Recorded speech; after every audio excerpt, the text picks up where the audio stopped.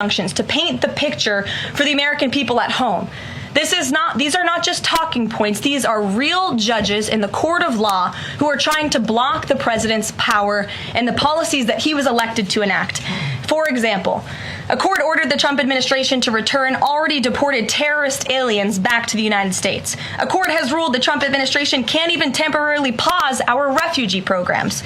Courts prohibited the Trump administration from eliminating federal funding for child transgender surgery and mutilation, a practice that the American people overwhelmingly reject. A court also held that the Trump administration could not ban people experiencing gender dysphoria or mental health issues from serving in the military. Ridiculous. Courts prohibited the removal of transgender women from women's prisons despite potential physical harm to real women in those prisons, biological women.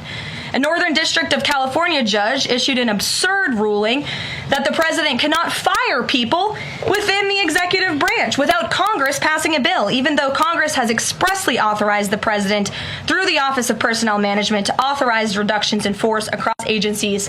A court also ordered the Trump administration to rehire thousands of already fired employees in several cases.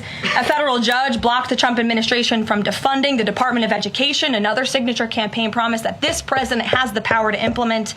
Courts ordered the Trump administration could not eliminate funding for illegal DEI programs, hence the word illegal. These are illegal programs to begin with, and now the courts are trying to say this president can't roll them back.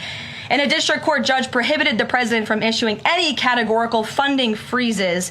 And then another court ordered on top of that the administration makes $2 billion of payments in 36 hours. These are just a few of the ridiculous orders that we have seen from lower district court judges every day, and we hope that the Supreme Court will weigh in and rein them in.